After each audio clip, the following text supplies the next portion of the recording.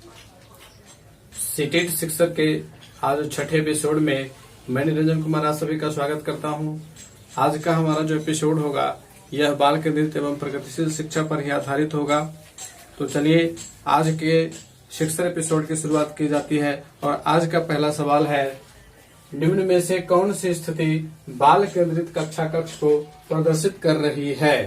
यह सवाल फरवरी 2016 के सीटेट एग्जामिनेशन में पूछा जा चुका है।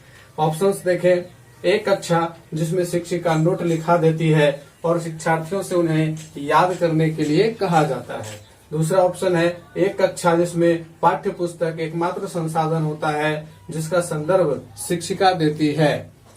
तीसरा ऑप्शन है, एक कक्षा जिसमें शिक्षार्थी समूहों में बैठे हैं और शिक्षिका बारी बारी से प्रत्येक समूह में जा रही है।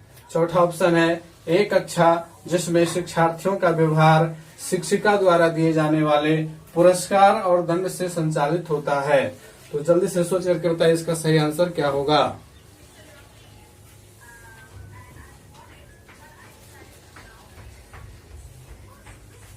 उम्मीद है आप लोगों ने सोच लिया होगा।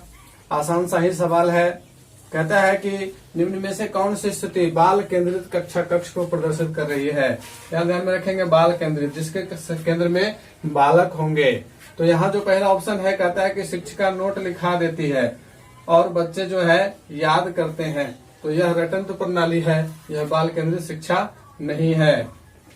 दूसरा ऑप्शन, एक कक्षा जिसमें पाठ्य पुस्तक एकमात्र संसाधन होता है जिसका संदर्भ शिक्षिका देती है। तो यह भी गलत है। केवल पाठ्य पुस्तक के माध्यम से शिक्षा देना बाल केंद्रित शिक्षा नहीं है। तीसरा ऑप्शन, एक कक्षा जिसमें शिक्षार्थी समूहों में बैठे हुए हैं और शिक्षिका बारी बारी से प्रत्येक समूह में जा रही है, वह पर्यवेक्षण कर रही है बच्चों का कि वे बच्चे जो जिन्हें गतिविधियां दी गई हैं वे सही ढंग से कर रहे हैं या नहीं कर रहे हैं, किन्हीं को जरूरत है हेल्प करने की तो वो कर रही हैं। तो ये बिल्कुल सही ऑप्शन है हमारा। चौथा ऑप्शन भी देख लेते हैं, एक कक्षा जिसमें शिक्षार्थियों का व्यवहार शिक्षिका द्वारा दिए जाने वाले पुरस्कार और दंड। तो पुरस्कार और दंड की बात बाल केंद्रित शिक्षा के अंतर्गत नहीं है। तो हमारा तीसरा ऑप्शन सही है। चलिए बढ़ते हैं दूसरे सवाल की ओर। बाल केंद्रित शिक्षा में शामिल है बच्चों का एक कोने में बैठना, प्रतिबंधित परिवेश में अधिगम, वे गतिविधियां जिनमें खेल शामिल नहीं होते, बच्चों के लिए हस्तपरक गतिविधियां। यह सवाल सितंबर 2015 के सीटेट एग्जामिनेशन में पूछा जा चुका है। जल्दी से आप लोग इसका जवाब दीजिए। उम्मीद है आप लोगों ने सही जवाब दिया होगा। बाल केंद्रित शिक्षा में क्या शामिल है, बच्चों का एक कोने में बैठना, ये तो बिल्कुल गलत है। प्रतिबंधित परिवेश, तो प्रतिबंधित परिवेश बाल केंद्रित शिक्षा का दो तक नहीं है। वे गतिविधियां जिनमें खेल शामिल, तो खेल को अगर शामिल नहीं करेंगे तो ये भी गलत हो जाएगा। बच्चों के लिए हस्तपरक, हस्तपरक कहने का मतलब कि वे गतिविधियां जिनमें बच्चे खुद से कर करके सीखते हैं हस्तकला के माध्यम से, तो ये सही है। तो दो प्रश्न हो गए हैं। उम्मीद है कि आप लोगों में बहुत सारे लोगों ने इन दोनों प्रश्नों का बिल्कुल सही जवाब दिया होगा और आज आप शिक्षक किंग बनने की ओर अग्रसर हैं। तो चलिए देखते हैं अगले सवाल की ओर। तो आइए बढ़ते हैं तीसरे सवाल की ओर। हमारा तीसरा सवाल है, शिक्षण से अधिगम पर बल देने वाला परिवर्तन हो सकता है। परीक्षा परिणामों पर केंद्रित होकर, बाल केंद्रित शिक्षा पद्धति अपनाकर, रटने को प्रोत्साहित कर, अग्र शिक्षण की तकनीक अपनाकर। यह सवाल 2012 में पूछा जा चुका है। आप लोग जल्दी से इसका जवाब दीजिए। उम्मीद है कि आप लोगों ने बहुत जल्दी इसका जवाब दिया होगा। बिल्कुल, अभी जो चैप्टर चल रहा है बाल केंद्रित शिक्षा, तो यह सवाल सीधे सीधे बाल केंद्रित शिक्षा से ही पूछा गया है। शिक्षण से अधिगम पर बल देने वाले परिवर्तन हो सकता है। शिक्षण से अधिगम पर बल देने वाले परिवर्तन बाल केंद्रित शिक्षा पद्धति अपनाकर किया जा सकता है। चलिए अगले प्रश्न की ओर बढ़ते हैं। निम्न में से कौन सी प्रगतिशील शिक्षा की विशेषता है। यह सवाल भी 2012 में आ रखा है। ऑप्शन देखेंगे, समय सारणी और बैठने की व्यवस्था में लचीलापन, केवल प्रस्तावित पाठ्य पुस्तकों पर आधारित अनुदेश, परीक्षाओं में अच्छे अंक प्राप्त करने पर बल, बार बार ली जाने वाली परीक्षाएं। तो जल्दी से आप लोग सोच करके हमारा आंसर दीजिए। उम्मीद है कि आप लोगों ने इस सवाल का जवाब सोच लिया होगा।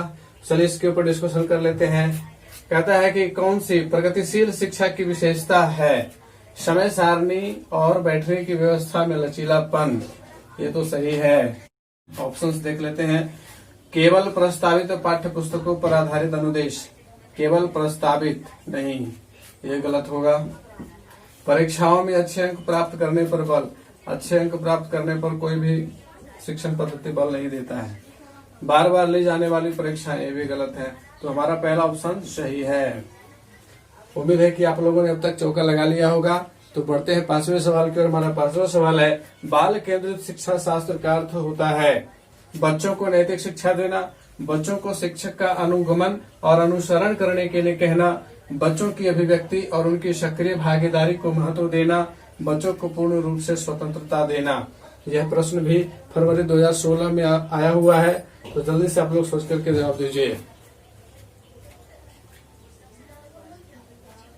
उम्मीद है कि आप लोगों ने अब तक सोच लिया होगा।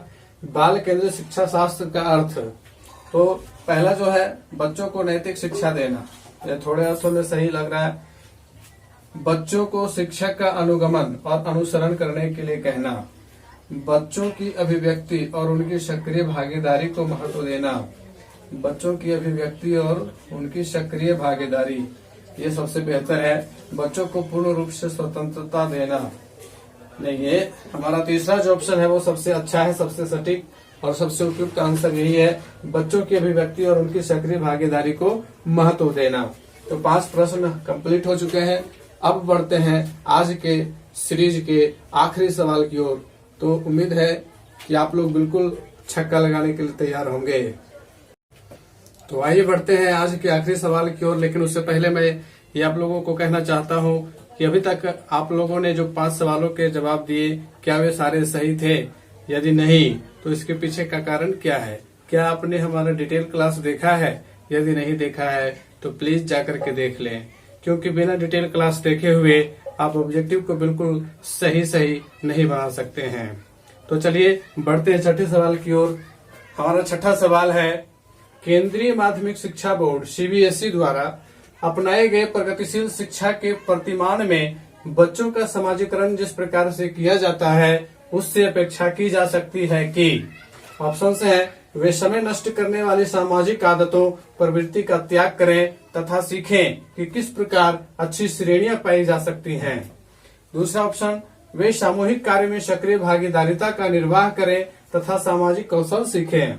तीसरा ऑप्शन, वे बिना प्रश्न उठाए समाज के नियमों विनियमों का अनुपालन करने के लिए तैयार हो सकें।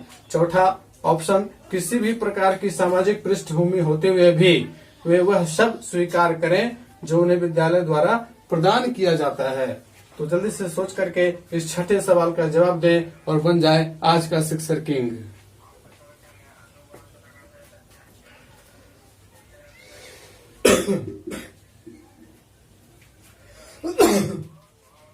उम्मीद है कि आप लोगों ने अब तक सोच लिया होगा। तो चलिए इसके ऊपर डिस्कशन कर लेते हैं। कहता है कि केंद्रीय माध्यमिक शिक्षा बोर्ड सीबीएसई द्वारा अपनाए गए प्रगतिशील शिक्षा के प्रतिमान, प्रतिमान शब्द का मतलब क्या होता है? प्रतिमान का मतलब मॉडल, प्रतिरूप। तो ये जो प्रगतिशील शिक्षा का मॉडल अपनाया गया है सीबीएसई के द्वारा, तो इसमें बच्चों का समाजीकरण जिस प्रकार से किया जाता है तो उससे क्या अपेक्षा की जा सकती है। तो चलिए ऑप्शंस पर ध्यान देते हैं। वे समय नष्ट करने वाली सामाजिक आदतों प्रवृत्ति का त्याग करें तथा सीखे कि किस प्रकार अच्छी श्रेणियां पाई जा सकती हैं। तो देखिए, अगर जिस ऑप्शन में अच्छी श्रेणियां, अच्छे मार्क्स, दंड, जो भी नेगेटिव बातें रहेंगी तो उसे हम काट देंगे, वो हमारा आंसर नहीं होगा। अच्छी श्रेणियां पाने का लक्ष्य निर्धारित नहीं किया जाता है, बल्कि अच्छा व्यक्तित्व डेवलप करने का लक्ष्य निर्धारित किया जाता है। तो अच्छी श्रेणियों की बात नहीं करेंगे। उसी तरह से जिस तरह से मैं कहता हूं कि आप लोग केवल सीटेट के एग्जामिनेशन को ध्यान में ना रखें, बल्कि अपने आप को एज ए टीचर डेवलप करने की ओर प्रगतिशील हों और उस व्यू से आप लोग पढ़ाई करें। और अगर उस व्यू से आप लोग पढ़ाई करते तो सीटेट जैसे एग्जाम तो आप लोगों के बाएं हाथ का खेल हो जाएगा। दूसरा ऑप्शन है, वे सामूहिक कार्य में सक्रिय भागीदारिता का निर्वाह करें तथा सामाजिक कौशल सीखें। ये बिल्कुल सटीक और उपयुक्त लग रहा है, क्योंकि देखिए सामूहिक कार्य में सक्रिय भागीदारिता ये सबसे बेटर है। और किसी भी शिक्षा पद्धति, जो बेहतर शिक्षा पद्धति है, केंद्रीय माध्यमिक शिक्षा बोर्ड द्वारा प्रगतिशील शिक्षा का ये जो मॉडल है, यह बिल्कुल यही है कि बच्चे जो है सामूहिक कार्य करें ताकि उनमें सक्रिय भागीदारिता की जिम्मेदारी निर्वाह करने की और सामाजिक कौशल सीखने के गुण विकसित हो सकें। तो यहाँ देखिए, ये जो ऑप्शन है, दूसरा ऑप्शन बिल्कुल सटीक है और उपयुक्त है। तीसरे और चौथे ऑप्शन को भी देख लेते हैं। वे बिना प्रश्न उठाए, बिना कोई क्वेश्चन किए हुए समाज के नियमों विनियमों का अनुपालन करने के लिए तैयार हो सकें। ये तो बिल्कुल गलत है कि अगर जो समाज में पहले से जो नियम चल रहे हैं और अगर वो नियम अभी के समय के अनुरूप नहीं है तो क्या उसके प्रति सवाल नहीं उठाना चाहिए? तो ये सवाल सरासर, ये ऑप्शन जो है गलत है। चौथा जो है कि किसी भी प्रकार की सामाजिक पृष्ठभूमि होते हुए भी वे वह सब स्वीकार करें जो उन्हें विद्यालय द्वारा प्रदान किया जाता है। तो ये भी गलत है, क्योंकि बहुत सारे बच्चे ऐसे सामाजिक पृष्ठभूमि से आते हैं जो विद्यालय के मानदंडों पर खड़ा नहीं हो पाते हैं, तो फिर वे विद्यालय के द्वारा दिए जाने वाली सारी चीजों को ग्रहण नहीं कर सकते हैं। उनके लिए कुछ ना कुछ चेंजिंग करना होगा, और इसीलिए चयन का सिद्धांत लाया गया है। पाठ्यक्रम में विषय वस्तु में चयन बच्चों के सामाजिक पृष्ठभूमि के अनुसार भी किया जाता है। तो यह इस सवाल का, छठे सवाल का सही आंसर क्या है? Option number 2।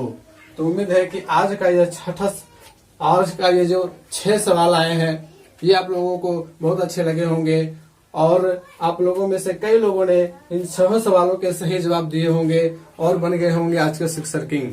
तो यदि आपने इस सभी सवालों के सही जवाब दिए हैं तो आप कमेंट बॉक्स में लिख करके हमें बताएं और लिखें कि आई हिट द 6। मैंने 6 सवालों के जवाब दे दिए हैं, यानी कि छक्का जड़ दिया है। तो इसी तरह से हमारे साथ बने रहिए। हम आपके लिए इसी तरह से सीटेट के बेहतरीन प्रश्नों को आपके सामने शिक्षण सीरीज के द्वारा लाते रहेंगे। साथ ही साथ हमारा डिटेल क्लास भी चलता रहेगा। तो आज के लिए धन्यवाद। हंसते रहिए, मुस्कुराते रहिए और डीपली अध्ययन करते रहिए।